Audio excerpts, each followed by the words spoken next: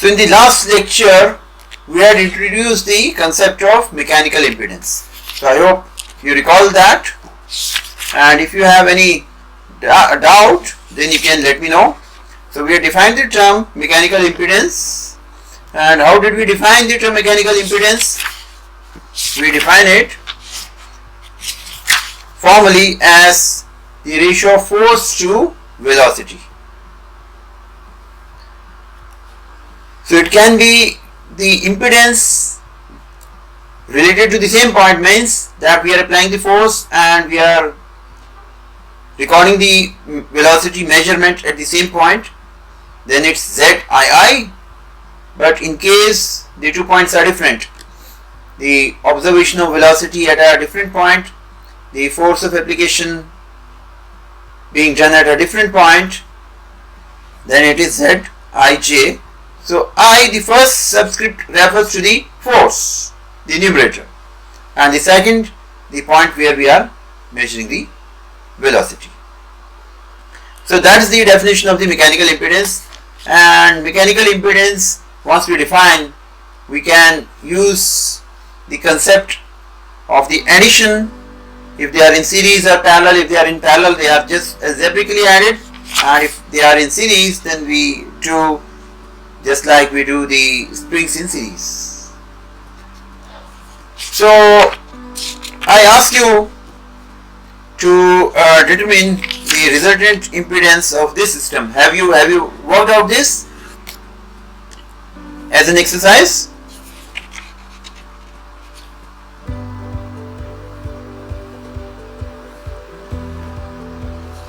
So I assume that you have understood. If you have any doubt on anything related to the last lecture, you are free to ask now.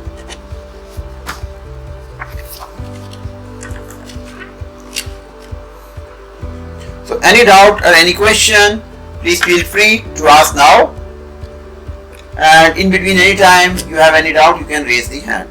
So let me show you an application of the impedance approach.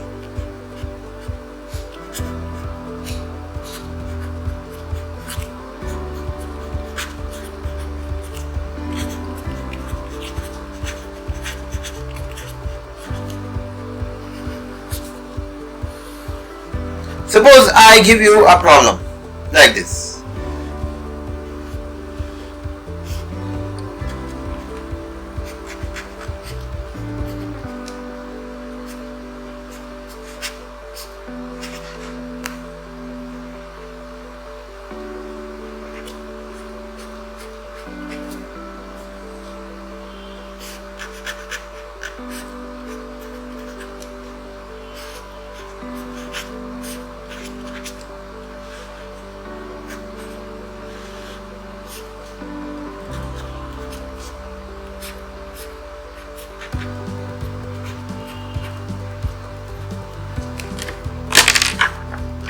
So how do you see this problem?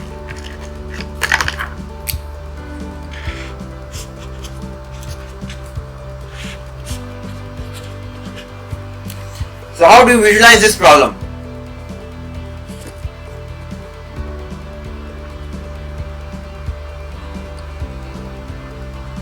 You have done course on structural dynamics, so from that point of view, how do you visualize it?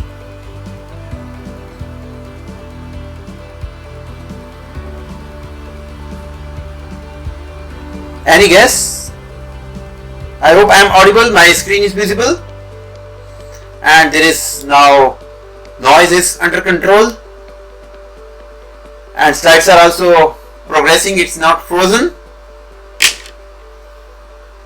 So from structural dynamics of point of view, this is a 2 degree of freedom system, right? This is a 2 degree of freedom system. Yes. And we have to, how do we solve? How do we get the solution of this system from dynamics point of view, structural dynamics point of view? How will you find solution?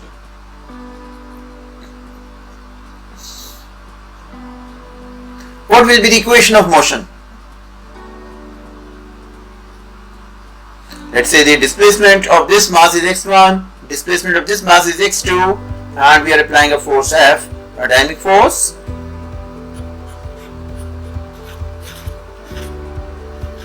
What would be the equation of motion? How will you model this system?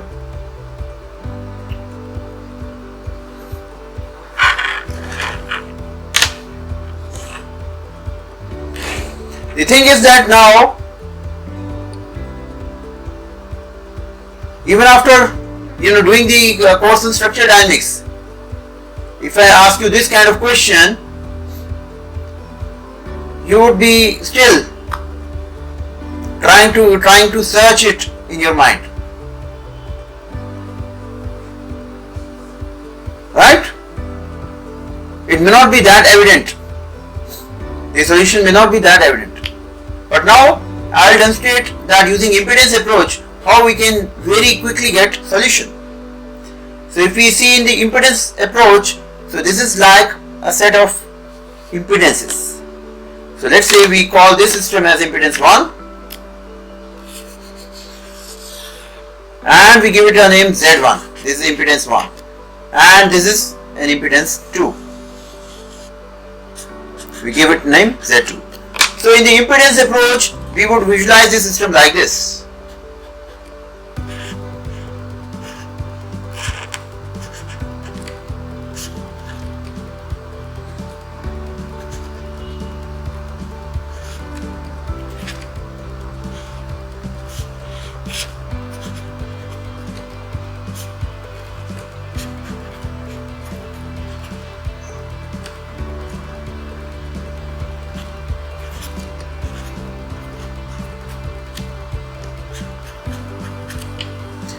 We would simply visualize that there are two impedances which are connected in series.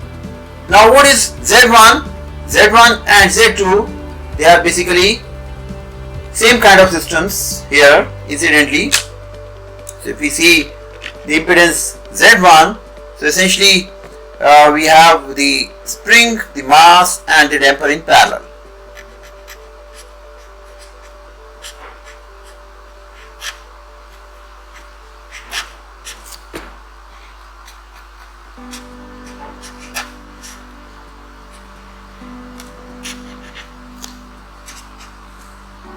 So this is our impedance Z1 and Z2 also you can form the similar structure. But what is the expression of Z1? Z1, we see that all these elements they are in parallel. So now note that in the physical world, in classical mechanics, we would show the system like this, that there is a mass and this mass is provided the damping force and the elastic force by two systems, one spring and one damper. But in the impedance approach, we'll see that we'll show that there are these three elements. So mass is also one of the elements and this is connected in parallel with spring and damper. Why connected in parallel? Because all these elements they have the same displacement and same velocity. Because here x1, so all these three, the spring element, the damper element and the mass, they are experiencing same relative displacement, right? I mean relative displacement, when we say relative to this point 0. So the expression for this would be very simple. When the impedances they are in parallel, we just have to algebraically add them. So we have the C1, that is the real part, and then the imaginary part will be contributed by the spring and the damper. So the imaginary part will be contributed by the mass and the spring. So we have from the mass m1 omega and from the spring we have minus k by omega, and then we have the j here to signify the imaginary part. Is it correct? This would be the expression for Z1. And similarly, what would be the expression for Z2? Conceptually same. Only thing is that the parameters will be different now. C1 will be replaced by C2, M1 by M2 and K1 by K2.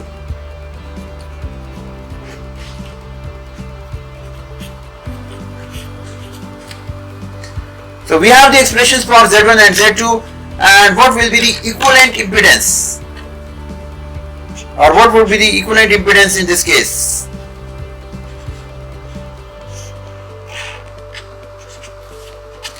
These two impedances Z1 and Z2, how do we find the equivalent impedance? Simply we have to use the series rule, right? 1 by Z1 plus Z2. Exactly. So Z equivalent will be simply Z1 into Z2 divided by Z1 plus Z2. Right? That will be the expression for the equivalent impedance. That you can very easily work out because you have the expression for Z1, you have the expression for Z2, all the parameters are supplied to you, so you can very easily get the Z equivalent. And once you have Z equivalent, you have solved the system because whatever force you are applying here, this is point number 2. So we have here the force and if you want to now obtain the corresponding velocity of the displacement, velocity is simply given by at this point, because we are applying force at this point, point number 2, so here the impedance approach will give us the velocity at this point, that will be simply equal to your F divided by Z equivalent. So this process will give us both the phase and the magnitude. So we will be able to find out how much is the phase lag of the velocity with respect to the force. And if you want to find velocity equivalent, it is velocity, yes. Well, that's the definition of impedance. Yes. If you want to get, is it equivalent velocity? It is the velocity at point number 2. It is velocity at point number 2. The impedance is equivalent, but the velocity is absolute at point number 2. And you want to find the displacement. How do you find displacement from velocity?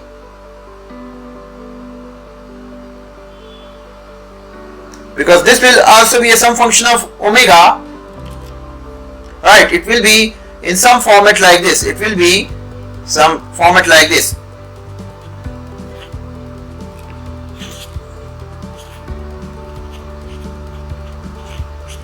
So this will be in certain format like this once you solve complex numbers. And if you want to find out the displacement, all you have to do is just everything is harmonic, so velocity is basically first derivative of displacement. So velocity x2 dot we are getting here, so displacement will be simply, we have to divide this by j omega. That will be your displacement. Sir, is it j omega t minus phi, z is the outside of the bracket, e to the power j omega t minus phi? This is e to the power, let me clarify, this is x2 naught e to the power j omega t minus phi. Okay, fine. So you can find, so this impedance approach will give you everything. You will get the velocity amplitude, you can get the displacement amplitude also. Displacement amplitude, how do we get? Just divided by j omega. So you get everything in the impedance approach. But then, what do you find? How do you relate it to your approach of structural dynamics? You must have learned how to solve this problem in structural dynamics course also. How do you see the difference between the two? At the end, you get similar kind of solution. But in that, you have to write the differential equation. In structural dynamics, the classical mechanics or classical dynamics, you have to write equation. Right?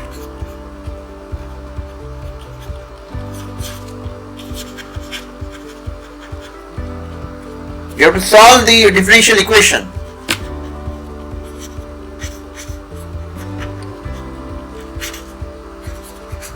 It requires knowledge of differential equations. But here, in the impedance approach, you don't have to solve any differential equation. Basically, you are reducing the differential equation into an algebraic equation. So here in the impedance approach,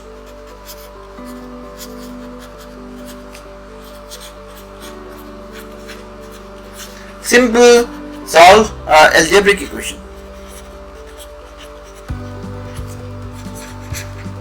So very complex systems, they can be very easily analyzed and simplified, and it gives exact solution. It's not an approximate solution, it gives you an exact solution, same solution. So hope this is clear to everyone.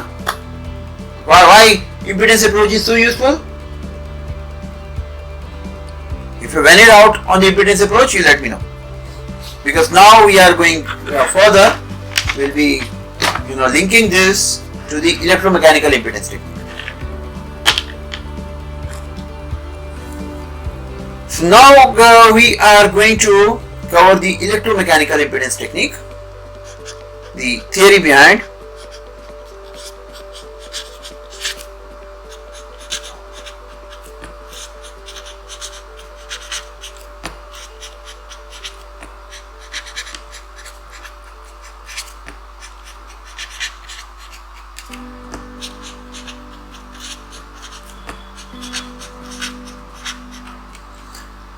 So let us recapitulate that how do we use the electromechanical impedance technique.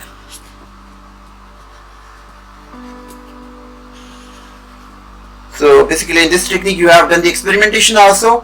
So I am not sure, have you, has any group analyzed the data? Has any group analyzed the data? So basically how this technique works, so we have a structure and we bond a piezo patch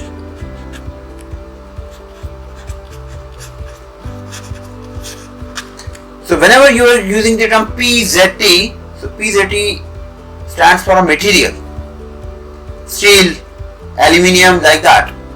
So whenever, if you are referring to PZT, PZT means you are referring to material. So whenever you are writing PZT, you must use the term PZT patch. Then it refers to a physical patch being bonded somewhere. Okay, so we use this piezo patch, and this is connected to an LCR meter.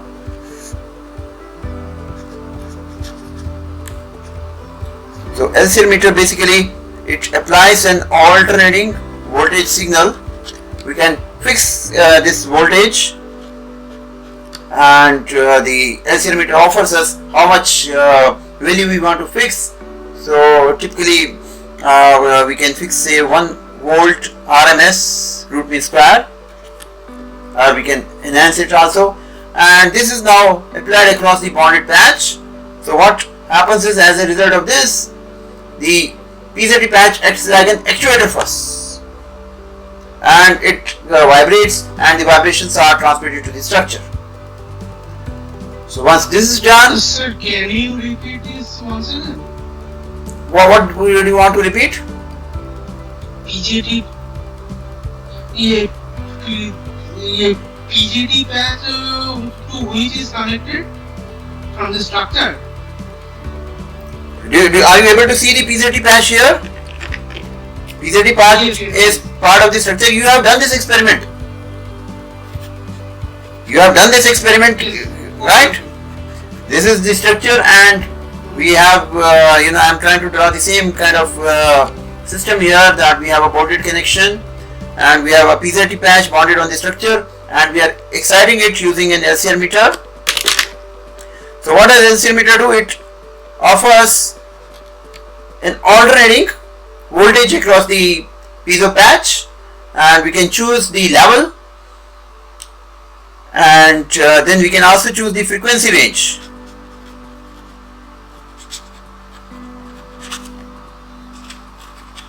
These two can be chosen, and once we have done this, then it sweeps through the frequency. So it applies a particular voltage which we select, and it makes the piezo patch undergo vibrations by the converse effect, because you are applying some external voltage, so this will make the piezo patch vibrate. So the vibrations are then transferred to the structure, and simultaneously the response of the structure, because now when the structure undergoes stress, because it's not just a free thing, piezo patch is not free, so it encounters resistance from the structure.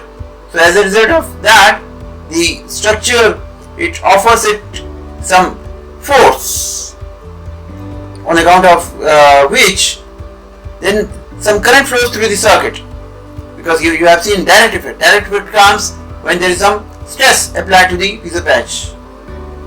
So some current flows through the circuit, and this current is also alternating current. So I. So we have here the voltage signal.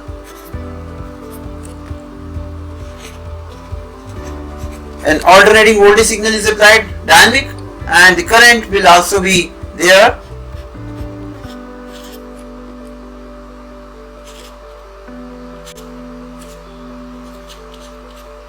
But then current will have some phase difference with the applied voltage. So we measure that. So after we measure the current flowing through the circuit, we just use the definition admittance.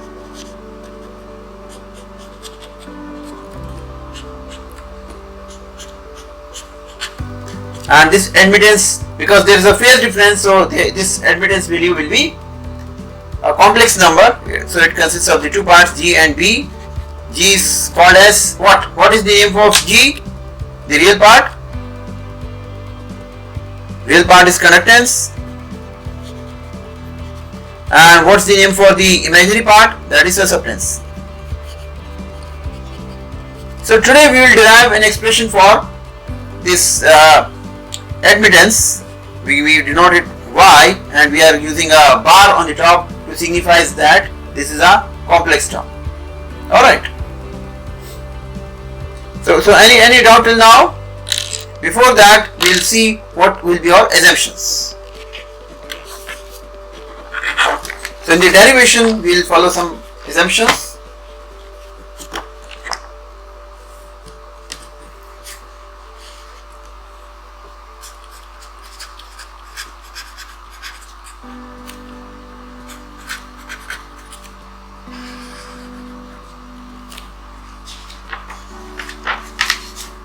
So first of all, the very first assumption is that we are considering idealizing the interaction as 1D interaction.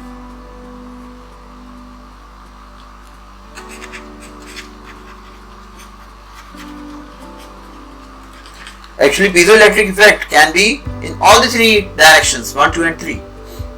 But here for simplification, we are only considering 1D interaction, that is unidirectional effect from the piezoelectric phenomena.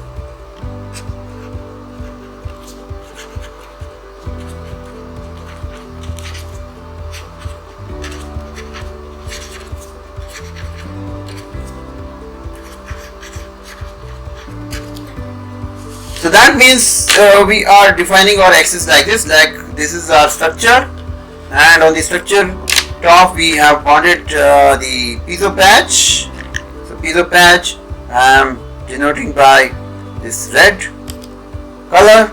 So we have the axis like this. So we have axis number 1 like this, going like this. Axis number 2 is basically going inside the plane of paper, and axis number 3 is to the top. So this is the axis we are considering. So we are assuming that it's unidirectional, that is the electric field is acting along axis 3.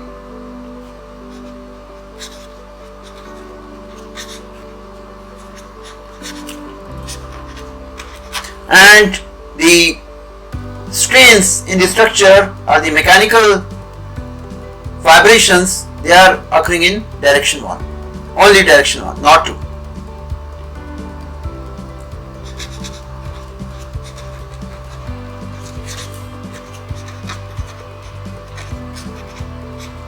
So it is very simplified, and once we have this simplified analysis, we can of course extend it to 2D also.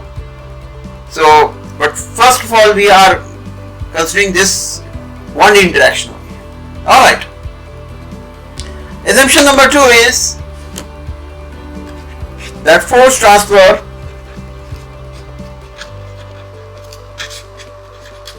between piezoelectric patch and structure occurs at ends only. What does this mean? It means that we are idealizing our system. See, actually how the piezo is bonded to the structure. You have seen the process. You have seen in the experimentations in our lab how we are bonding the piezo patch to the structure. So what is the medium of bonding? How we have bonded the piezo patch to the structure in the experiments which we have done. We have bonded it through what? What agent have we used?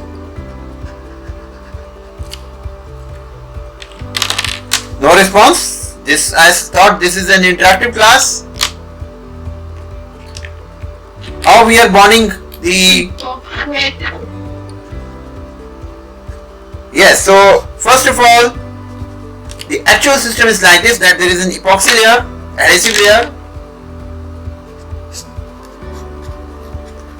and this is just in between the structure and the piezo patch, and on the top of this we have the piezo patch. So actual system is like this.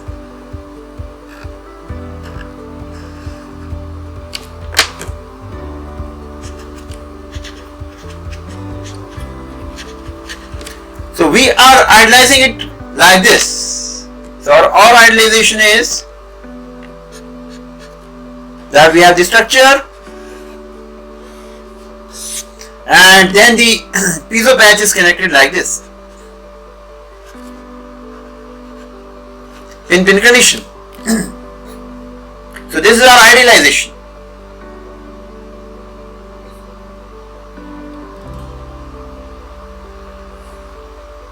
So do you agree with this idealization,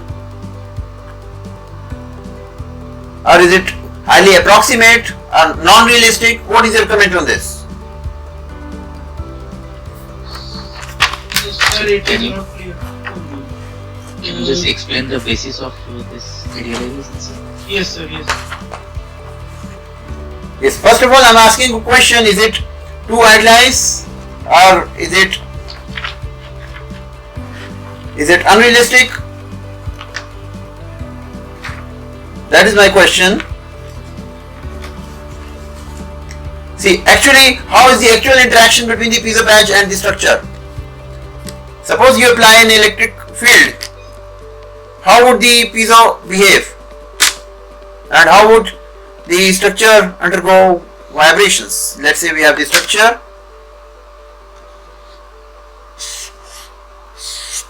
And you have the epoxy, and then you have the piezo patch.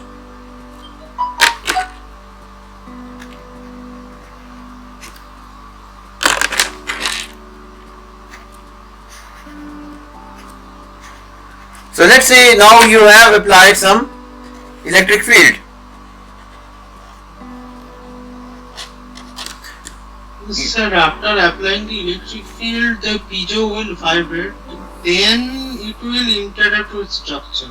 Fine. Then, if we assume it as a simply supported, then it can vibrate. I think I'm maybe wrong.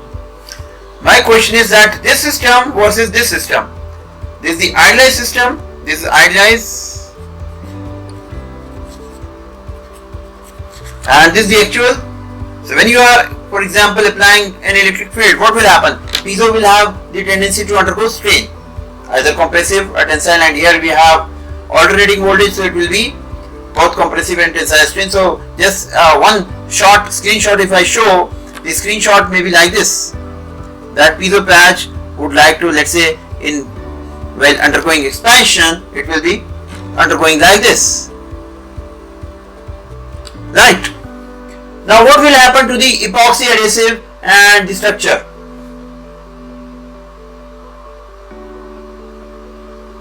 Will restrain that expansion. Epoxy will try to restrain it. Right.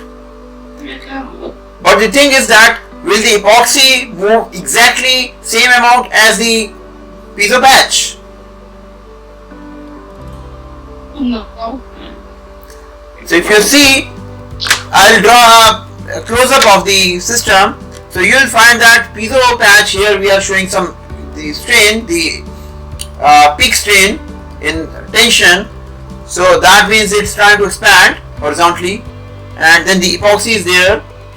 So you will find that epoxy, the top of the epoxy, it will undergo same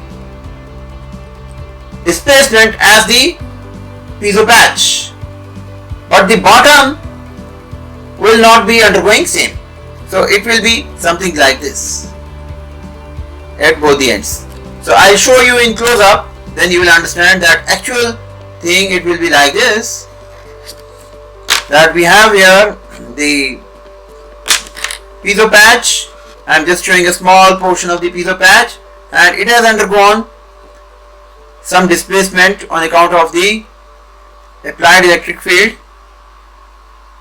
But then the epoxy, the top of the epoxy will also undergo same strain, but the bottom will not. So epoxy shape will be something like this. I am just drawing with blue color. So the epoxy shape will be something like this.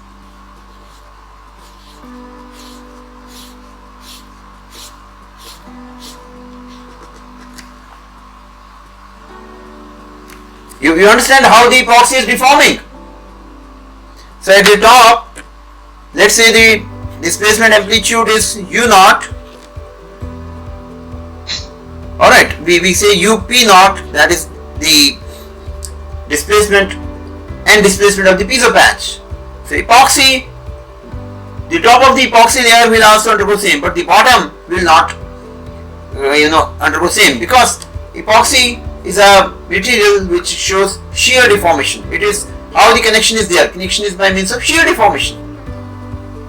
So at the bottom, where the structure is there, the deformation will be less. So here, where the point of connection with the structure, here the deformation is less. So there is a differential displacement. Hope you understand. There will be a differential displacement. The piezo will move ahead, but because it's connected to the structure by an epoxy, and epoxy shows the phenomena of shear lag, so same displacement would not be transferred to the structure. Okay, so first of all, in the actual scenario, there is a phenomenon of shear lag. Shear lag means the differential displacement between the piezo patch and the structure, and this phenomenon of shear lag is on account of the epoxy adhesive, because it's the shear mechanism by which the force is transferred. Understood? Similarly, we can see in the other way. Other way is that, let's say we are not applying any external electric field, but we are just deforming the structure.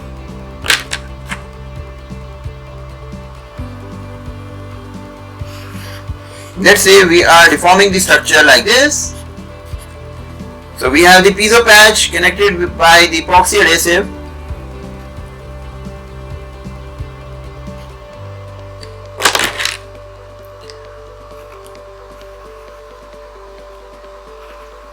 So if the structure undergoes some strain, how would that strain be transferred to the piezo patch? Let's say because of our compression force, let's say it's a beam, so the structure has undergone compression. Will the piezo patch also undergo same amount of compression? Let's say this is U naught is the displacement undergone on account of compression. How much will be the displacement undergone by the piezo patch?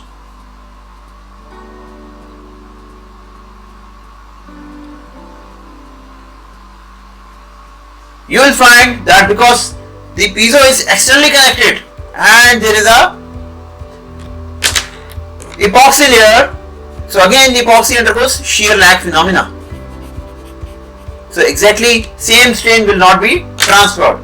Here the It won't be exactly same. yes, it won't be exactly same, it will be less now. Here the displacement undergone by the piezo patch will be less than that is undergone by the structure in this particular case. So the point is that Yes, sir. in our idealization we are ignoring this. We are ignoring the lag of the displacement or the strain. We are ignoring. Okay, because our is the first idealization, and once we are able to derive this, then we can of course include the shear lag effect also. But you must understand that what is our idealization. Now why we are considering pin-pin conditions? Pin-pin conditions. It has been found by analysis that when we are applying any force on the structure or when we are applying any electric potential difference on the piezo patch, then the epoxy undergoes shear type of deformation, and the distribution of the shear stress is something like this. So the distribution of shear stress is something like this. So the shear stresses, they are concentrated towards the end. So there is a large concentration of the shear stresses towards the end. So that's why we have this idealization point pin condition, because there is a concentration of shear force or stresses near ends of connection. So this point I hope is clear. So this is our idealization. We will go with this idealization. So right now we are ignoring the effect of the shear lag. Okay, understood? Now the third assumption.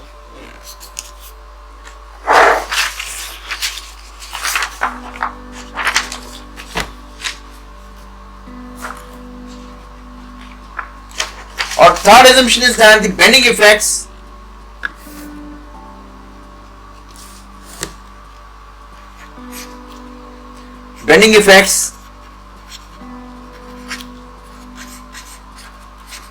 of piezo patch, if any, are ignored. So that means piezo patch is just like a bar. We are not considering any bending effect. So if the structure is undergoing bending, so if the structure undergoes bending and we have piezo patch on the top, naturally piezo patch will also undergo some bending, but we are ignoring it. So we are assuming that the connection is simply pin-pin connection. So the piezo patch will just behave like a rigid bar, just like we have a simple axial force only element. Okay. So any kind of bending is ignored. So it is like a piezo patch is like a rigid bar undergoing sinusoidal vibrations.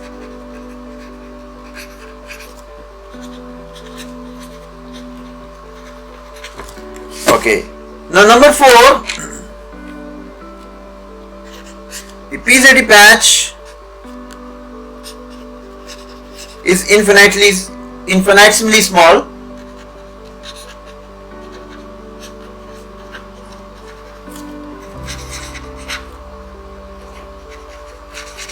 as compared to structure.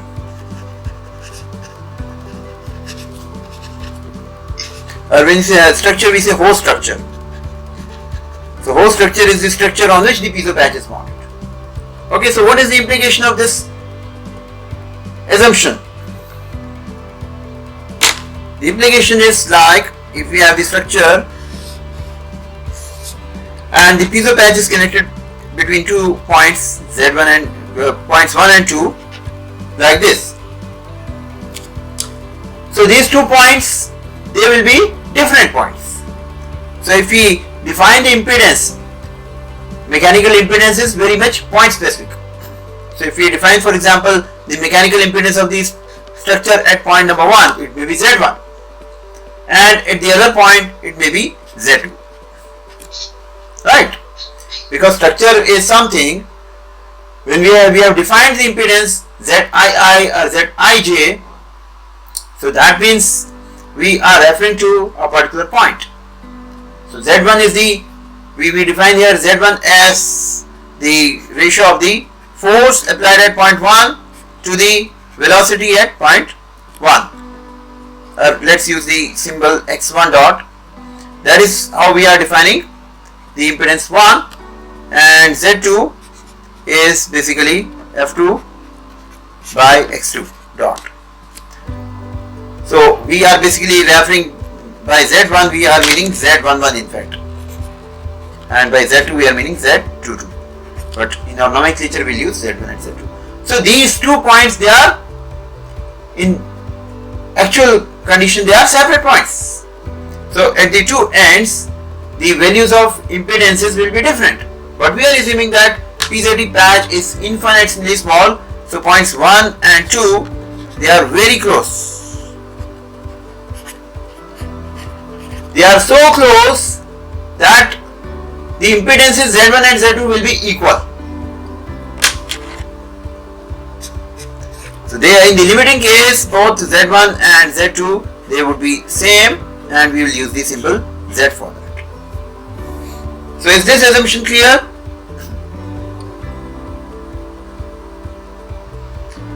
So what is the implication? Implication is that now our piezo patch, we can analyze that this is our piezo patch. And how do we analyze the structure? We analyze the structure like this, that at this end we have impedance Z, that was Z2, and at the other end we have another impedance which is also happens to be the same Z.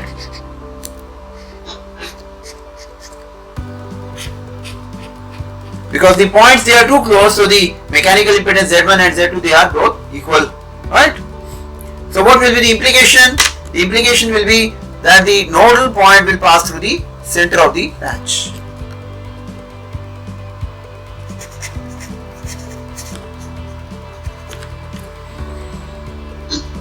So we can take advantage, so this symmetry will be there. So we can take advantage of this symmetry and we can model only one half of the patch, because we will be doing integration to get the current, we will be doing the integration of the charges. So that time we will make use of this assumption. So now, so this part is clear. So irrespective of the location of the piezo patch, if this is a beam for example, and even if the piezo patch is located near the corner, it's not at the midpoint, so with respect to the structure, it's not connected at a location which is symmetric, but still we will have this condition because the 2 points Z1 and Z2, they are very close, so we analyze that the 2 impedances, they are one and the same, and the nodal line will pass through the center line of the patch. So nodal line passes through the midpoint of the PZT patch. Sir, I have one doubt here. Yeah. Yes, please. Sir, can you explain once again why we conclude that 1 and 2 are very close, since the piezo patch is infinitely small? This is the reason. Yes. If it is large, it will be connected between 2 points which are very far away, and they will have Z1 and Z2 different. Okay. So in the limiting case, when the piezo patch is very small as compared to the structure, the points 1 and 2, it will not make any difference whether we are calculating the structure impedance at point 1 on the left point or on the right point, they will be one and the same. Otherwise, if you are, for example, patch is small, we know that at this point it is Z1 and at this point it's Z2, the 2 points are close, so that means both Z1 and Z2, they are same. But if the piezo patch is also very large, then this will not hold true. Okay. So is understood? I hope this is understood. So these assumptions are clear. Okay, now the fifth assumption is that the electric field is uniform. So piezo patch is under uniform, specially uniform electric field. So that means we are first of all analyzing only one half of the patch. So this is our piezo patch.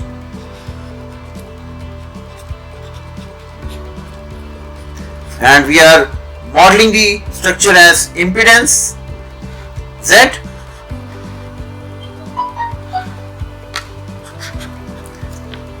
Okay, so this is our model. So what we have done, we have modeled only one half of the patch, the other half is symmetrical, and we know this is the nodal line. So here we are defining x equal to 0. So we can define the dimensions. So this is the length of the patch L, and the thickness we can denote by h, and the width in the other direction is W. So we can define our axis the way we have defined in the beginning itself, that we have the x-axis going like this. This is the x-axis, or axis number 1, we'll use the symbol 1, and then we have the y-axis or axis number 2 like this, and then we have the axis number 3 like this, or z-axis. So this is how we define. So the piezo patch is under spatially uniform.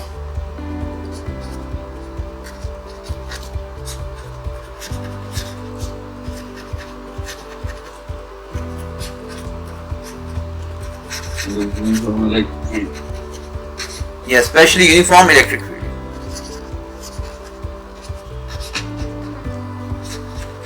Okay, let me just change, instead of the capital L, I'll use small l for the length of the patch. Okay, so have used small l, lowercase l. So is this, all these assumptions clear to everyone?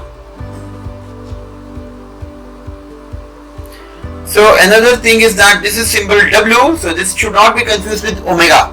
Okay, W is the width of the patch along the direction made by the plane normal to the plane of the sheet.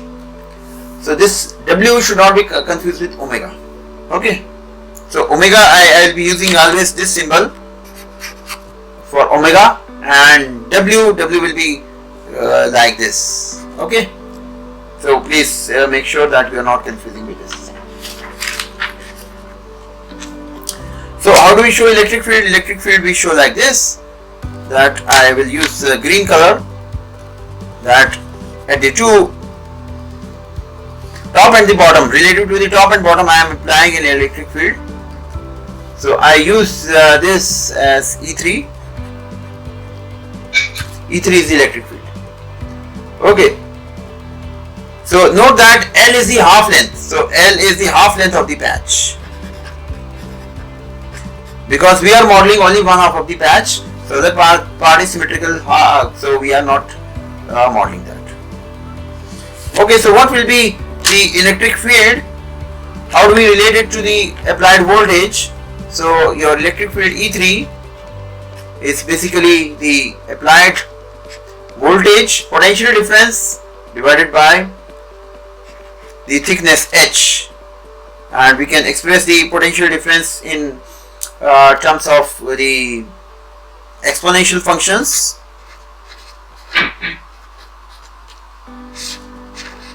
So we are applying the electric field in terms of the voltage, and we are assuming the voltage to be the reference as far as the phase angle is concerned.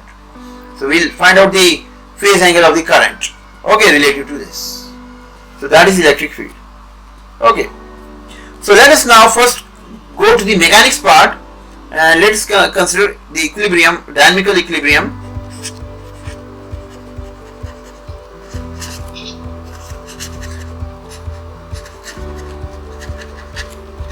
of very small, infinitesimally small element. I hope you are all understanding what I am doing, and best is that you also write on paper and pen.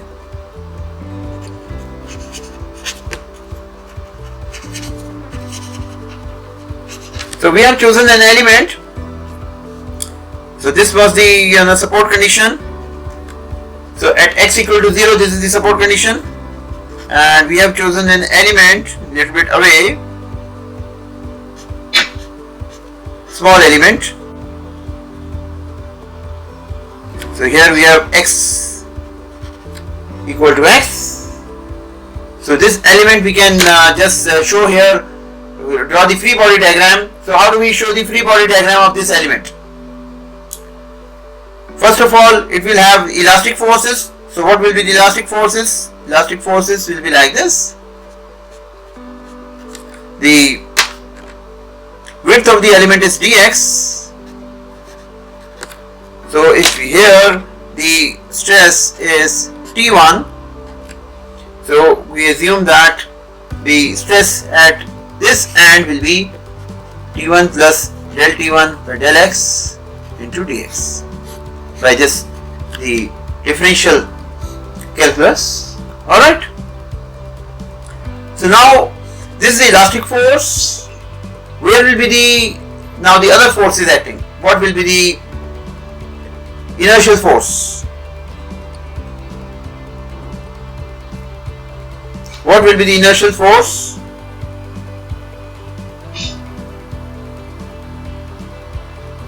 Because this is undergoing vibration, so we have to just isolate this particular element. How do we write the equation of equilibrium of the element?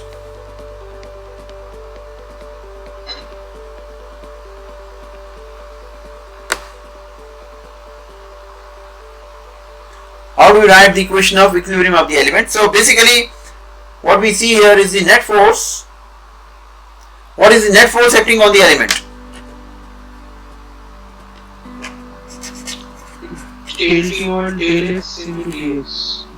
Yes, that will be the stress, net stress, and we have to multiply it with the area. So what will be the area? W into h. So this is the net force, and this should be dictating the acceleration of the particle, acceleration of the element, right? So this net force should be equal to, by D'Alembert's principle, it should be equal to the elemental mass multiplied by the acceleration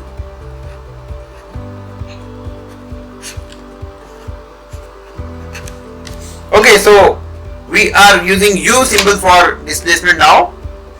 X we are using as the coordinate and we are using U for the displacement. Right? So here, what is this force? Del T1 by del X into dx. What is this force?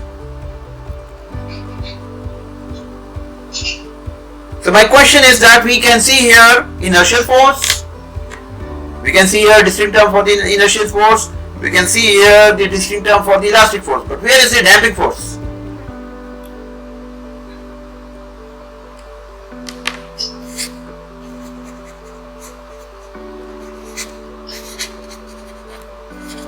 Where is the damping force?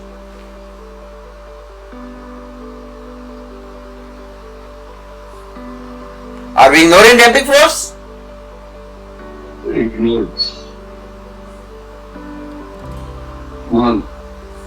We will not ignore damping force. We will use complex Young's modulus.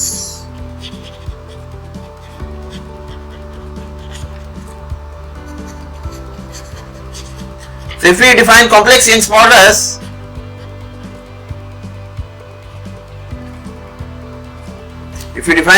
complex Young's modulus, let me go to other page. So we are defining complex Young's modulus. We have to use very correct symbols. So we are first of all using a superscript E, and then we are placing a bar. So bar has to cover both Y and E, and we say that this is equal to YE multiplied by 1 plus eta J. So what is this eta? We have defined in the previous class. Mechanical loss factor. Yes, so the damping is included in the complex Young's modulus.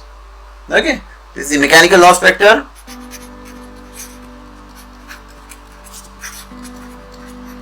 And what does this superscript E mean? Zero in it is Yes, that this complex Young's modulus, it has been measured under the condition of zero electric field. Zero, or we say constant electric field. Alright, so we have taken that into account. But now where is the external force? So we have accounted for the damping force, we have accounted for the elastic force, we have accounted for the inertial force. But where is the external force now? How is external force coming into the system?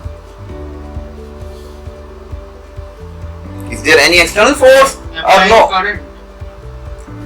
Applied electric field. Applying current. Applying, no, we are not applying current. We are applying Oh, okay, sorry. potential difference. Current will be the outcome. Current will be the outcome. Okay. So the external force is coming through the converse effect. How is it coming? We are applying a potential difference, electric field E3, and this electric field in turn it leads to converse effect. What is converse effect? That the piezo tries to undergo strain, compression or tension or combination, vibration. So that is the external force. Okay, indirectly. Fine.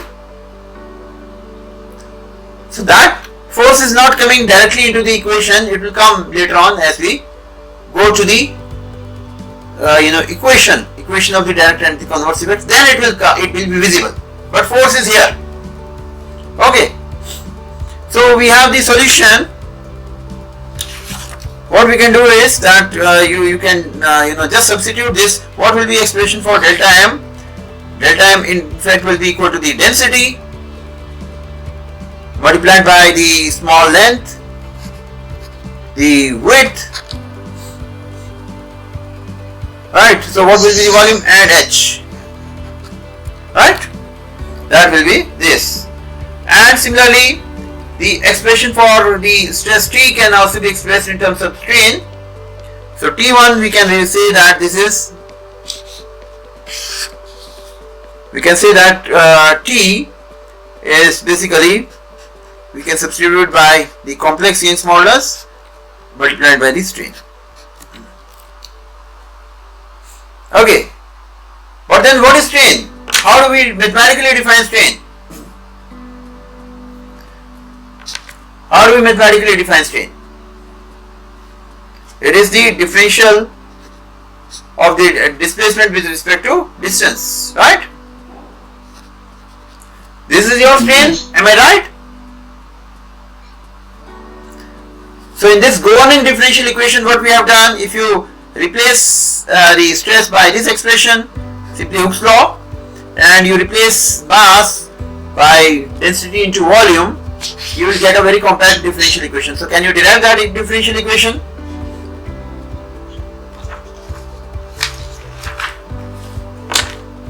So if you do that, some of you may have already derived that differential equation. So the differential equation gets compact.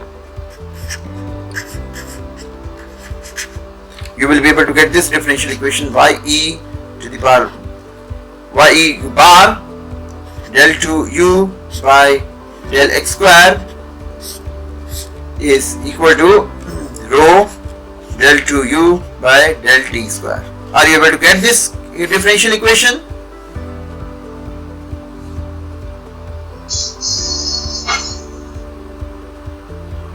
Are you able to get this differential equation? Yes, sir. Okay, and we can further combine these two terms, rho and the complex Young's modulus. So we can say that this is the differential equation now.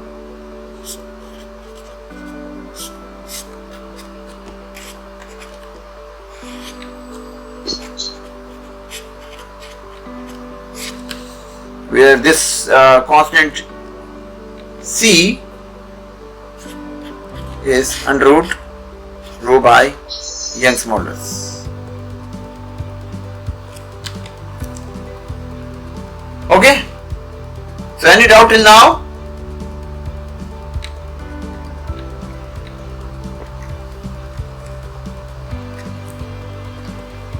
Now what will be the solution of this differential equation? What will be solution of this differential equation? This is what type of differential equation? This is a variable separable differential equation, right? So it has a compact solution, standard solution.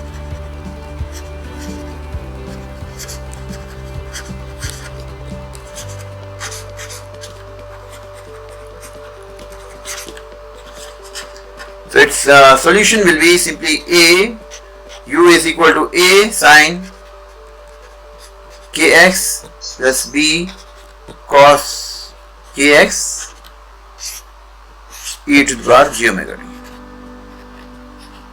This will be the solution. And what is k? K is basically related to this constant C. So k is basically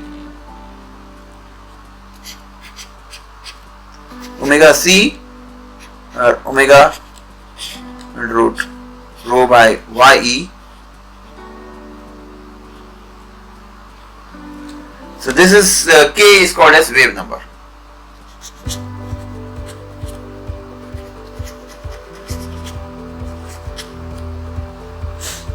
Alright, so hope you are all with me. Now how do we find these two constants A and B? These two constants are now to be determined. How do we find these two constants? So we have to apply boundary condition. Okay, so let's apply boundary conditions. Am I audible? Yes. Yes, sir. And noise is noise. Are you finding now the problem of noise, or is it okay? Yes, sir. Absolutely okay. Okay, no noise as compared to the previous. Okay, so we were at the boundary condition. Let me share my screen again.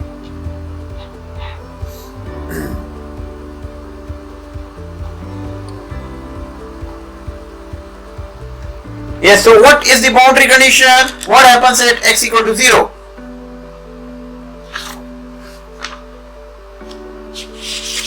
So at x equal to 0, what will be the displacement at x equal to 0? That is the point of fixity, nodal line. So always here the displacement will be 0. So that is the first boundary condition. Alright? So what do we get from this boundary condition? What do we get from this boundary condition? Okay, can you just solve the equation with this boundary condition? Sir, B will be 0. Yes. Yes. Because at x equal to 0, the first term is vanishing out. So B cos kx has to be 0 at all times. So that is only possible when B is 0. So this implies that B is 0. Fine. So we have a simplified equation now. U is equal to, we have simplified it, that we have made U as A sine kx e to the power j omega t. Correct. This is our solution. Now we have to go further. So first of all, what will be strain? Because we are dealing with strain, we are dealing with velocity. What will be strain now? Strain is del u by del x. So what will be strain? Strain will be A j omega cos kx e to the power j omega t, and then because we are doing the differentiation, so k will also come outside, so that will be the strain del u by del x. Okay. Sir, how j omega will come? Just do the derivation of the sine kx. Sorry. it is simply A K cos kx, right? It was the omega t. That is free strain. And what will be the velocity? That will be del u by del t. And what will be the velocity? Now j omega will come, right? So A j omega and sine kx equals j omega t. Okay, so we have the expression for strain, we have the expression for velocity. So Aniket, you just write these expressions somewhere in your page and highlight them, because we will be using these expressions, so we don't have to memorize, so just write in some corner of your page, okay? Yes, sir. Alright, now we apply the other boundary condition. The second boundary condition is what happens at x equal to L.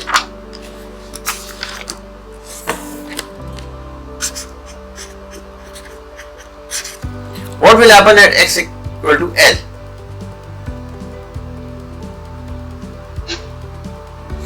Means you just see it visualized from the impedance point of view, that this is the piezo patch and this is connected to an impedance head. So this is here x equal to L occurs here.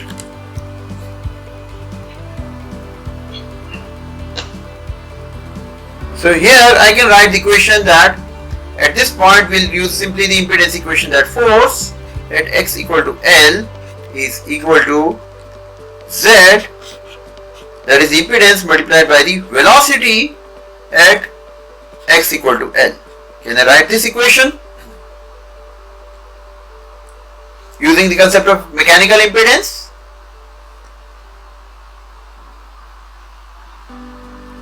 Yes or not? Yes, sir. But then Yes, sir. Yes, sir. I will do something here. I'll place here a minus sign. Minus sign to take care of the sign convention of the forces. Why minus sign? What happens if u is positive? See, u is, or the displacement is alternatively positive and negative. Once it's extension, other is compression. So when it's extension, what kind of force is generated in the piezo patch? Compressive force, right? Compressive.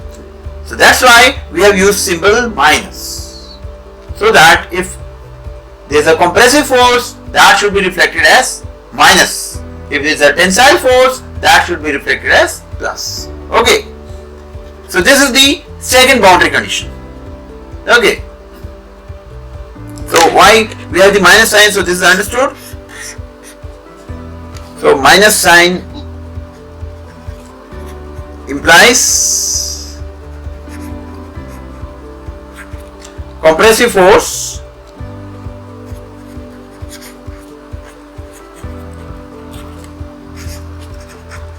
when the displacement is positive.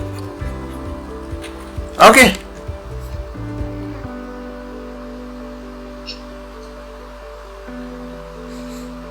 So now we can further simplify it. So Aniket, you tell me the expression for the velocity. What will be the velocity at x equal to L? You have noted down the expression for velocity in a corner.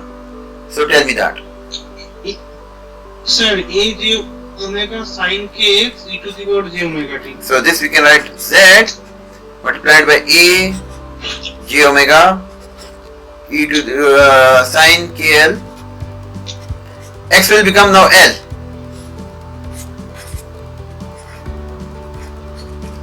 Okay, this is correct.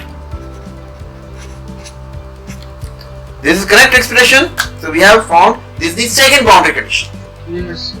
But this constant A is not yet derived.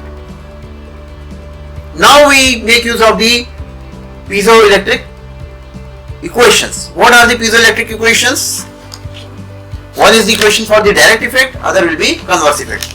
First of all, when we are exciting the patch, what happens is that it's the converse effect. So by converse effect, the force is generated and the piezo patch interacts with the structure, right?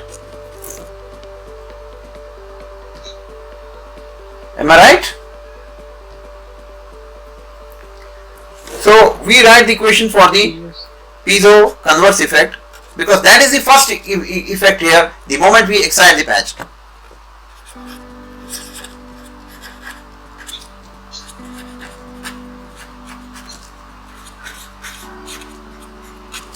So piezoelectric converse effect, how do we write it?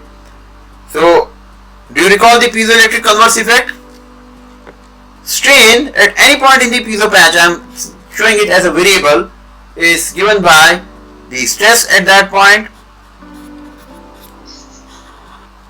divided by the Young's modulus. Yes. Plus D31 into E3. Yes. So E3 is uniform. E3 is uniform all through the patch. That's what our assumption. So this is being shown as a constant. It's not shown as a variable, but you know, within the patch stress will be variable and within the patch strain will be variable. Alright. So we can write it in form of the force, and you know, all you have to do is express this as force divided by the area. So area is W into H, and we use F1x. We can write this, and this E3, the electric field, we can write it as V0 e to power j omega t by H. Can we do this? So what is our expression? And then Aniket, I'll also ask you, what is the expression for the strain? You wrote expression for strain also in a corner. So what is the expression for strain? Sir, AK cos kx into the power j omega t. So now if you do these substitutions, I am putting here to signify that this is not mixing up with this. So if we substitute these in our equation, how does our equation come? I want an expression for the force F. Can you derive an expression for force F with these assumptions? Means you have to take D31 E3 on the other side and multiply with WH. You will be able to get this expression.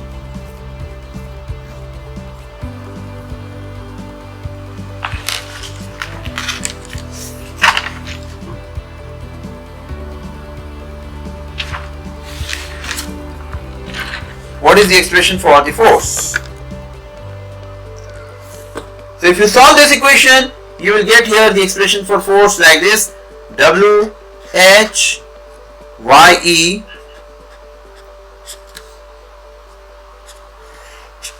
A K cos kx minus D31 into V0 by H. And we can place here a common e to power j omega t.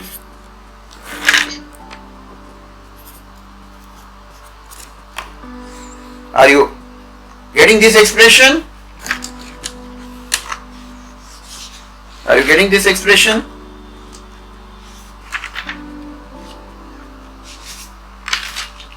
Yes, sir. Yes, sir.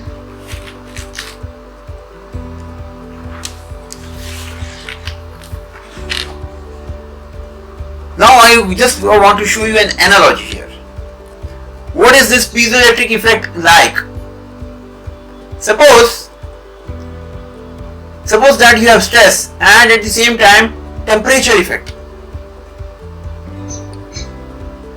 If the piezo patch is constrained by something, so you have the stress, you are applying some force externally, but at the same time you are also giving some heat to the structure. What will happen?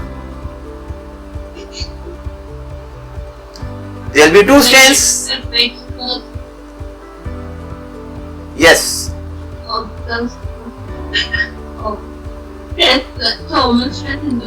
Yes. So now the piezoelectric effect, you can draw very clear analogy to this kind of situation, that we have the piezo patch bonded on the structure like this. Piezo patch is bonded on the structure, and you are applying some heat on that.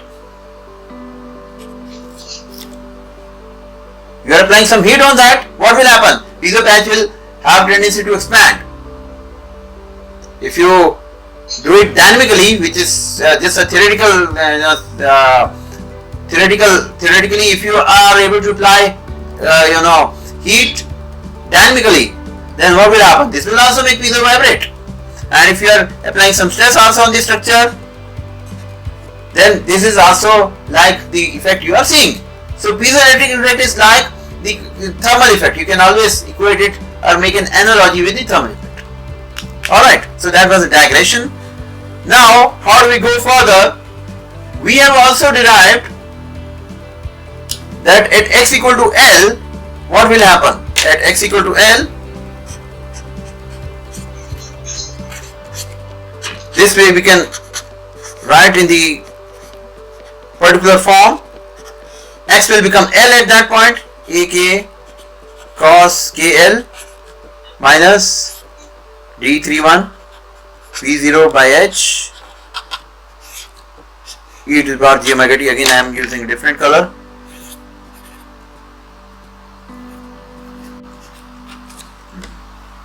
Alright, but then we have also derived using our impedance equation that this is equal to minus Z times the velocity, right? Z times the velocity at x equal to L.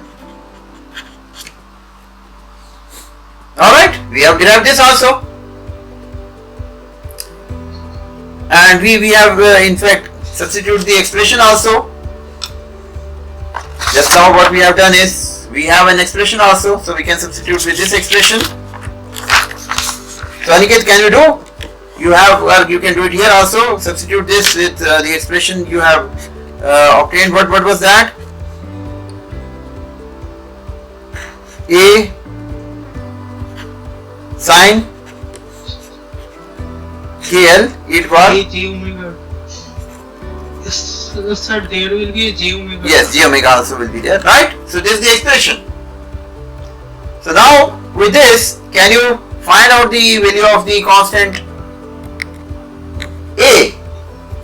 If you make this substitution here, because you have, where you have the A term, you have the A term here on the left hand side and you have the A term on the right hand side, and this is having a minus sign, so ultimately both will be adding up, and D31 will go to the other side. So now can you write an expression for A after solving this? So try to solve it and get an expression for A. I will give you 2 minutes.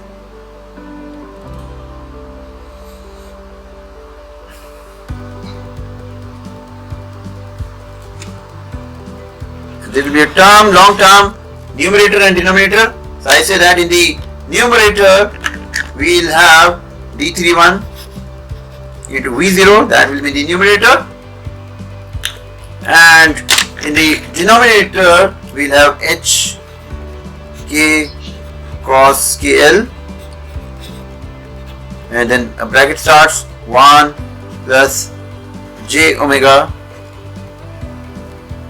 tan KL by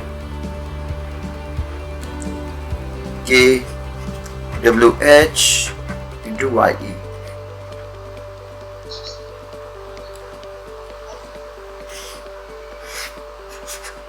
So you should be able to get this expression if you solve. So try to do it right now and match that you are getting this expression or not.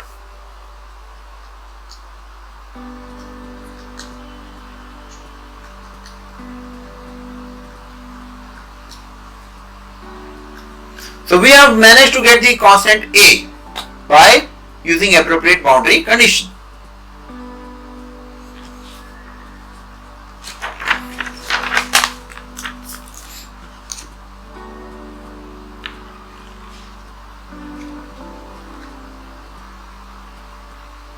Now I want to do further simplification. Are you able to get this?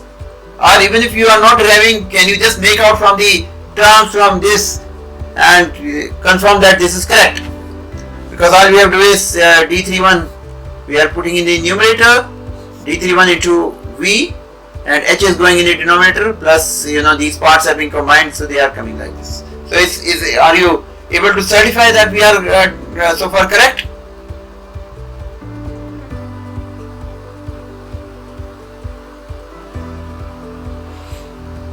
If you find any error, let you please indicate.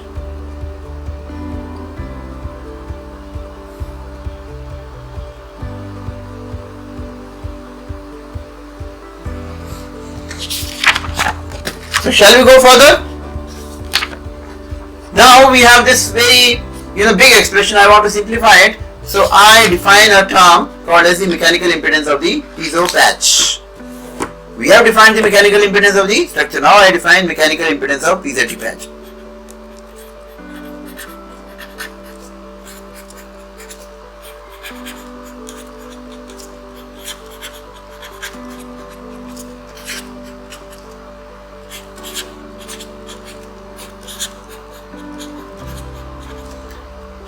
So how do we define this mechanical impedance of the PZT patch? How do we define this? So first of all, it's very important that we define it in the short circuited condition.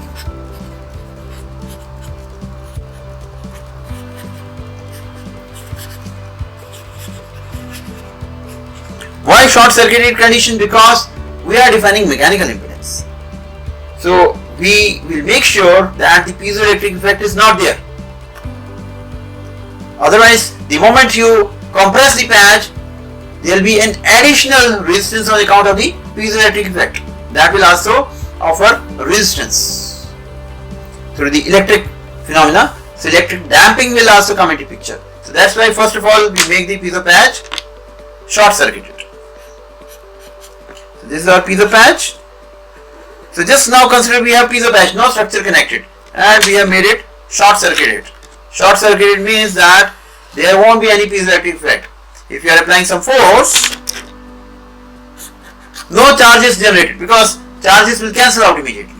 Positive, negative, they will cancel out. So we are applying here, let's say force F equal to F0 equal to g omega t, and then there will be a resultant velocity here.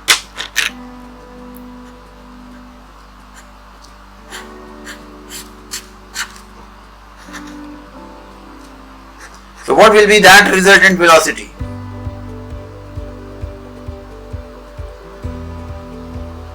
What will be the velocity here?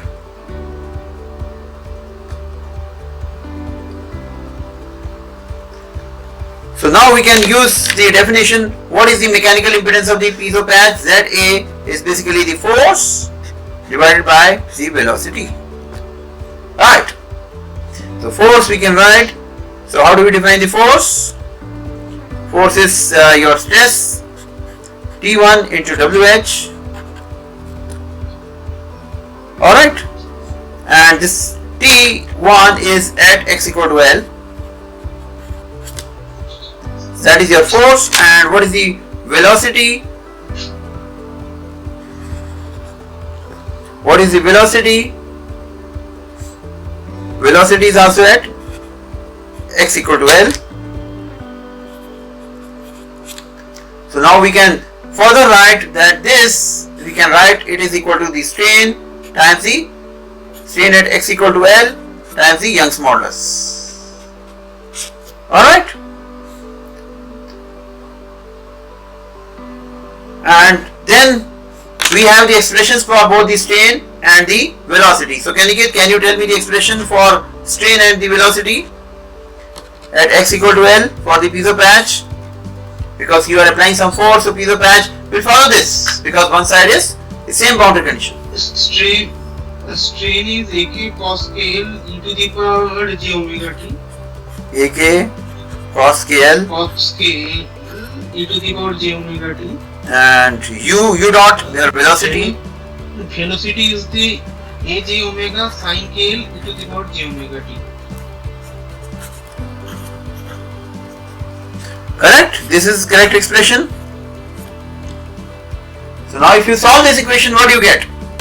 When you solve this equation, you will get ZA equal to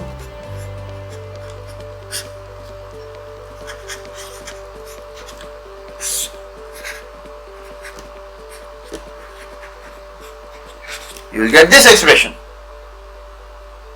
Right? So what is this? This is the mechanical impedance of the piezo patch. This is mechanical impedance of the piezo patch. But why now there is no negative sign? Why no negative sign here, unlike before? Before we said negative sign, but now there is no negative sign. Why? Because tension is generated. If velocity increases, u dot is increases, piezo is expanding and tension is generated. Yes, this is the mechanical impedance of the only piezo patch. So now it's not connected to the structure. We are applying a hypothetical force, so the velocity will be produced in the same direction. So both the velocity and the force and the displacement, they are in the same direction. So no question of minus sign here. But then do you identify in this equation, do you identify this term and this term? They are appearing like brothers. Right? You find that we can make out what we have derived here? Yes, the answer is yes. So we can make use of this definition of the mechanical impedance, and we can write our expression of A like this now. So our A becomes like this: D31 into V0 into ZA divided by H K cos KL Z plus ZA. Do you agree? So we have, using the definition of the mechanical impedance, we have made very compact expression for A, the constant. So A is a constant, B is already 0, A we have derived now. Do you agree? So this definition of the mechanical impedance has come to our rescue, and we have, in this long expression we have made it very compact. So this part is nothing but, inverse of ZA. So 1 by ZA. Right? 1 by ZA. So that's how we get the A expression. So any doubt till now? So we have used the converse effect equation. Now we have to use the direct effect equation. Now we'll come there. So the making use of the direct effect equation,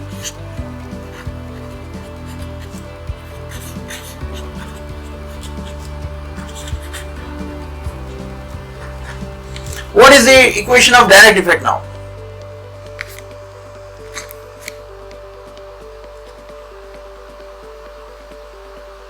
Direct effect equation is that charge density at any location in the patch will be equal to epsilon 33 T into E3 plus D31 into T1 X. This is the equation of the direct effect. Now how this first part comes? Origin, let us just study the origin of the first part. So the origin of the first part means this term.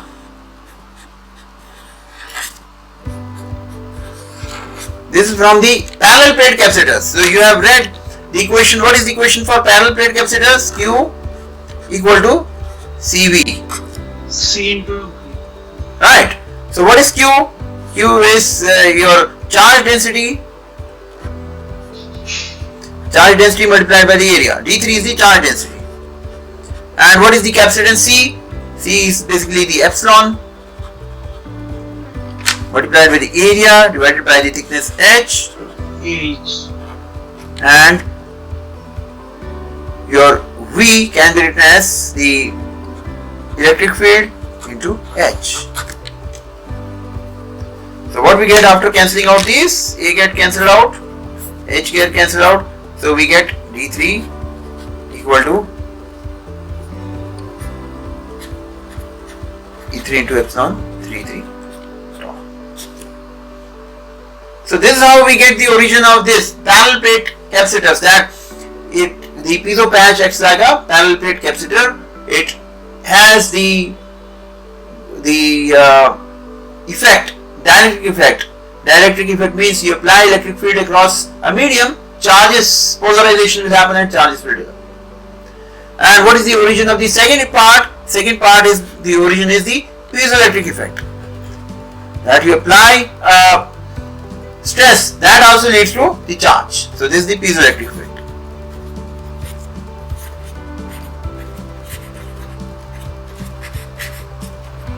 The another point I want to highlight here, we are placing this, writing this epsilon 33 T. So what does this T mean? What is this T mean? Zero stress condition. Yes. So this is measured under zero stress. So we are basically doing superposition. So the electric field term we are doing at zero stress, and when we are doing the stress thing, we are not bringing the electric field. We are keeping the two independent. So this means it is under zero, measured under zero stress. So this can be written as like this: epsilon 33 1 minus delta J. Now you compare and contrast with the Young's modulus. Young's modulus, how we had written? Complex Young's modulus, how we had written? In complex Young's modulus, eta was coming. Mechanical loss factor, yes. But that was coming as plus. Here we are getting delta. So what is delta? Delta is called as the dielectric loss factor.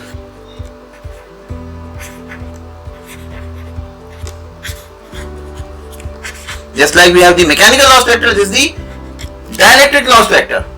And this is coming as negative. Why? Why negative? Why not positive?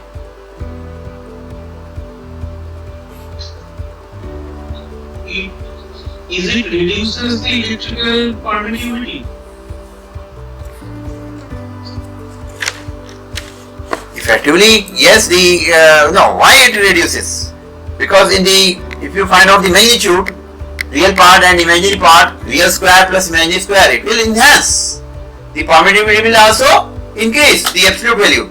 Just like complex Young's modulus is slightly higher than the real Young's modulus. So similarly, complex permittivity will also be higher. But why minus sign?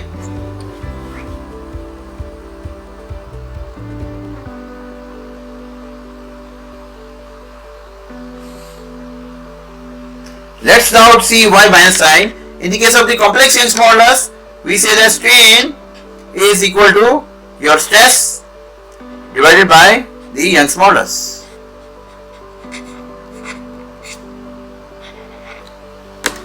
And what does this give us? This gives us that your strain is basically, of course, e to power j omega t also we have to write. So what we get here sigma naught y and e to power j omega t minus eta. So what it gives us, that strain lags behind the stress. If we have positive Young's modulus, if we have eta positive, the positive with positive sign in the mechanical loss factor, that leads to the correct. It leads to the correct or identified or observed phenomena, that strain will lag behind stress, because here minus sign is coming. And in the case of the electric phenomena, see, dielectric loss factor is also like damping. It's like equivalent to electrical damping. It's like electrical damping. Because of this electrical damping, charges lag behind electric field. The moment you apply electric field, charges will be generated, but they will be lagging behind the electric field. Just like in the mechanical phenomena, you are applying stress and strain is generated, strain lags behind stress. So here also the electrical phenomena, the charge lags behind the electric field.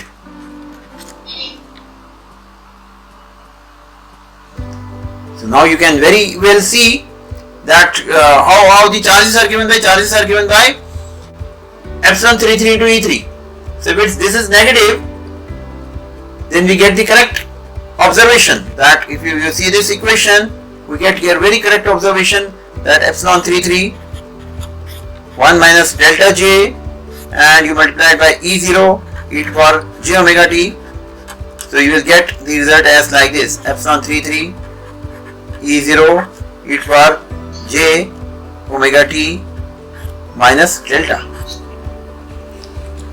So you get very correct phenomena. That's why we have negative sign.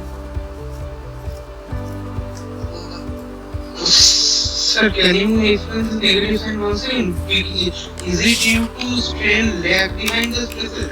Is it the reason? No strain. We are now dealing with the electrical phenomena. See, in general, first of all, why we have this term delta? Delta is the equivalent of the damping. Just like mechanical phenomena, we have the damping. There is some loss of energy. Just like you apply stress and strain, if they are sinusoidal, there will be loss of energy. Damping will come into picture. Similarly, if you are applying alternating electric field, charges will develop and that process will give rise to electrical damping. Some heat will be generated. Because of the damping part, heat will be generated. Alright, so it is an equivalent of electrical damping.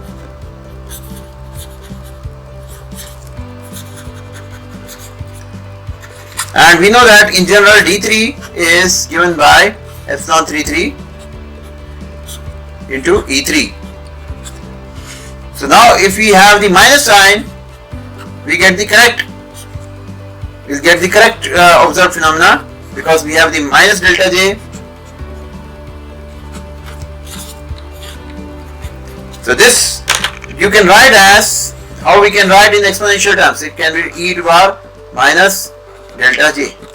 So delta is also very small, just like in the case of the mechanical loss factor is very small term, 0.01, something like that. So this is also very small. So we can always write it like this in exponential form. So cos component, cos 0 is 1, sin component is same as this number. So now you see here epsilon 33 into E3 e to power j omega t minus eta, minus delta. Alright, so what we find that the charges will lag behind the electric field. Electric field is E3 naught e to power j omega t, that is the electric field, and charges will be something, the phase will be like this, e to power j omega t minus delta. So the charges, they are correctly represented now. The charges, they lag behind electric field. That's why we have minus sign here. Hope this is understood.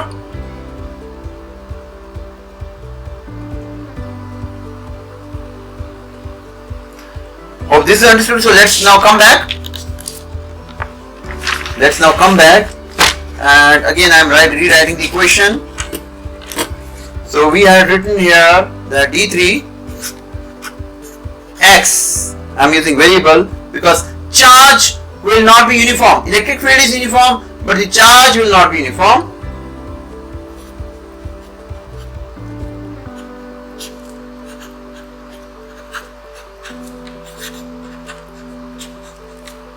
And similarly the stress will be non-uniform. So now we can substitute. So we can write here, this we can write in terms of the potential difference V0 by H e to the power j omega t plus D31 into F1 X divided by WH. Now what is the expression for F? Expression for F we have already derived. Expression for F is there, just you flip through your pages. I am also just finding out the expression for F. This was the expression for F we had derived as a variable. Right? This is the equation of F we had derived.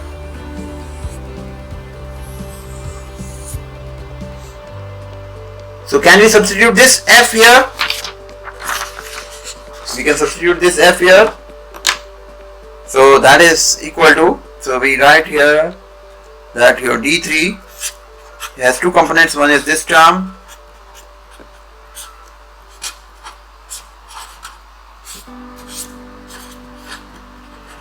and then we will have another term, and that term will also be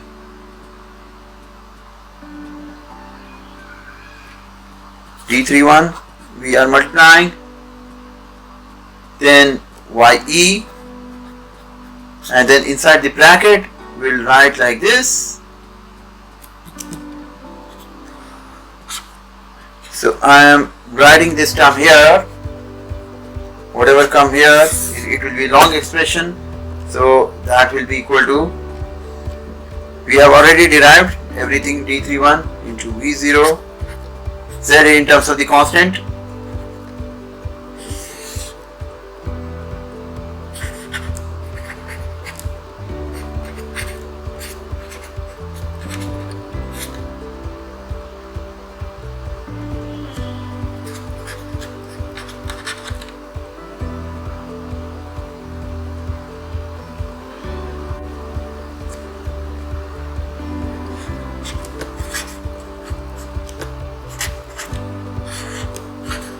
So this whole term, expression for F1 by WH will be like this, because F1 expression in as function of X we have already derived. So is this expression clear? This will be the expression for the charge density, localized charge density at X, at some X value. Is this clear? Yes. So remember that this charge is a function of X, not function of Y.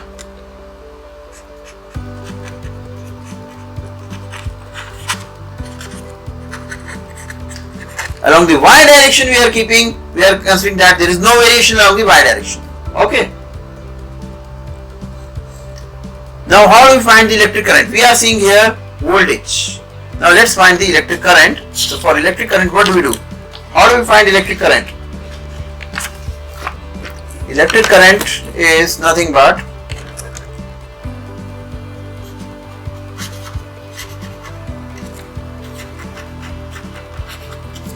how do we define electric current? Electric current is basically the rate of change of charge, right? Rate of change of charge. So here charge is sinusoidal, so we can write J omega times, now omega comes, now this is not W into charge. Can we write like this? So what is this Q? Q is the total charge over the whole PZT patch. So how do we get the total charge? We have to do integration. So we do integration. Now remember, the charge density is changing along X but is uniform along Y. So what we do, we just now bring here this fact into account. So we do area integration. So area integration we do from X equal to minus L to X equal to L. So we do area integration. So this is minus L. I'm just writing X equal to minus L to X equal to L. So we have piezo patch. We have piezo patch spanning like this. I'll just show the picture so that you recall in our model.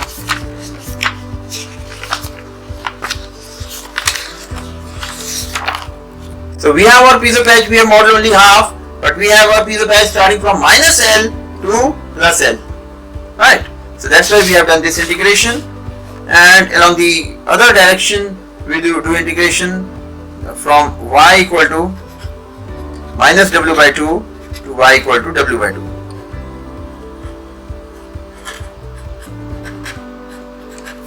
2. So we are doing this integration, and so we have inside we have the charge density dx dy. Is this clear? So it's clear how we have got. We are just doing the integration, area integration. So along the y direction it's uniform. It is not clear to me. It's not clear. Why we have done the double integration? We have to do in both the directions x and y. d3 dx dy, and in the x direction it's from minus L to plus L. In the y direction it's from minus w by 2 to plus w by 2. Okay. And by taking advantage that in the y direction there is everything is uniform, so we just convert this double integration into single integration, right? So in the y direction we can just equate it to like this, that we are bringing about j omega, and w we have brought in the front, and we are just doing now integration with respect to minus L to plus L d3 dx. Is this okay now? Is this okay?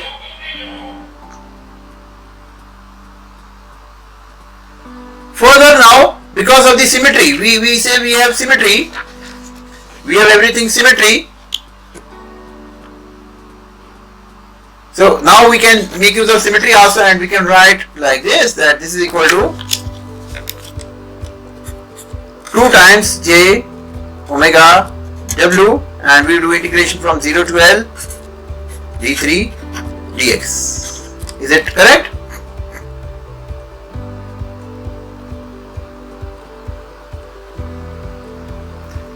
So any doubt or anything you can ask. If any clarification is there, you ask me. Anything not clear, ask me. Just simply what we have done, let me explain from the previous slide, that we have found the expression for charge by making use of the direct effect equation. Alright, and here we have substituted the expression for the force. So we get this expression for charge. So once we have the charge density, so D3 is not the full charge, it's the charge density. Now we have to find electric current. So electric current is with respect to the total charge. So total charge, how do we get? We get from the localized charge density, and we do its integration with respect to x and y. So in the y direction of the width, everything is uniform, so all we have done is w integration of dy will give us only w, so w we have taken out, and then we have d3 dx. So is it correct? And then we are integrating from minus L to plus L, so why not we do it from 0 to L when we insert here a 2. Is this clear to everyone? Now who can solve this equation? Who can solve this equation? All we have to do is you substitute this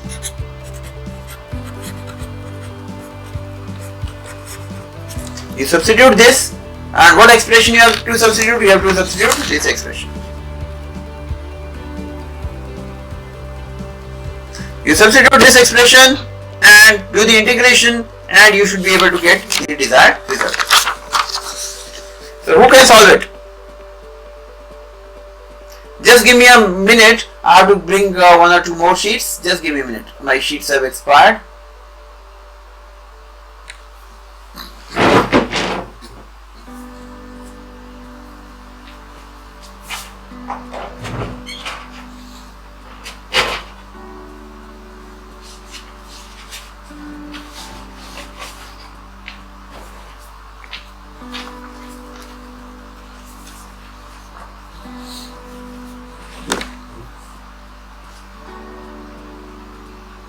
Yes, I am back. So, can you solve this equation? Can you solve this equation? It will be a long equation, but given your level of mathematics, you can very easily solve. And I am now giving you the final expression what you will get. Solving this, you should solve it clearly and you should be able to get this expression.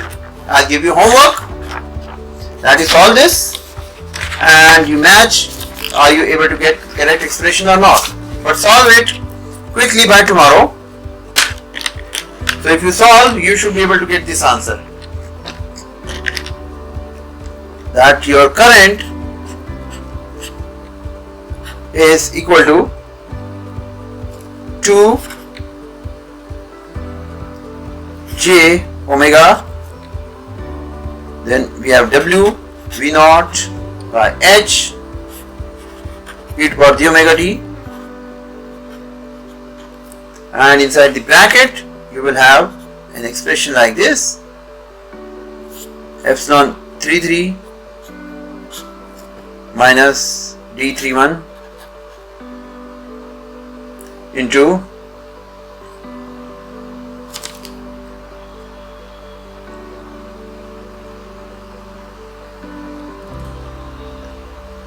d31 square into ye, and then there will be another term plus d31 square ye za divided by za plus z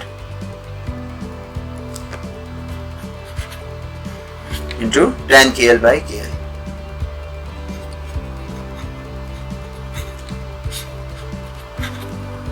And that will be the end of the bracket. You will get like this. So now, what is this term? V naught by V naught e to the power j omega t. V naught e to the power j omega t. This is basically your voltage, the instantaneous voltage V. Just like we have the instantaneous current. This is the instantaneous current,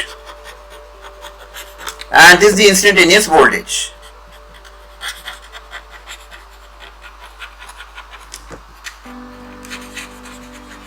So what is the ratio of current to voltage? So the ratio of current to voltage is nothing but the impedance. Yes. So Y bar, which is equal to the I bar by V bar. So we are using bar. Bar is signifying it's a complex number. Both are complex numbers and they are instantaneous. So we get this expression 2 WL by H.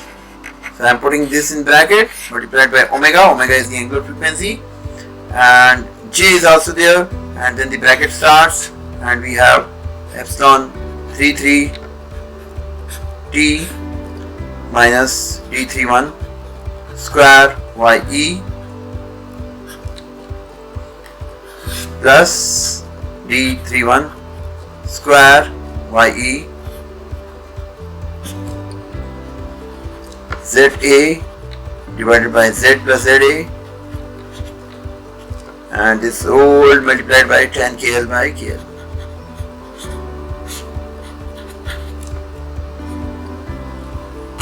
This expression is the expression for the impedance line. So try to derive it yourself. So that's your homework. How L has come? Yes sir, how L has come? How? You know how L has come is when you do the integration. When you are doing the integration, how you are integrating? You are integrating from 0 to L. So that time L will come into picture.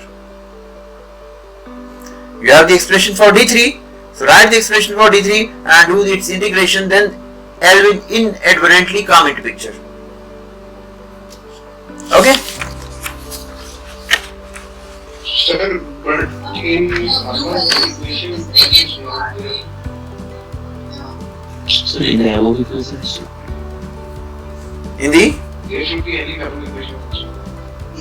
so this There should be in I bar. equation, I bar is equal to 2j omega into, there should be also L.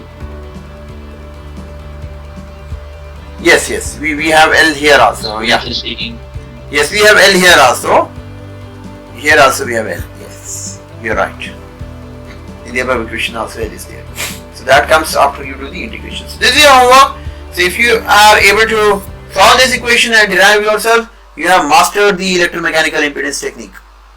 each and everything of the electromechanical impedance technique you have mastered if you are able to derive this equation.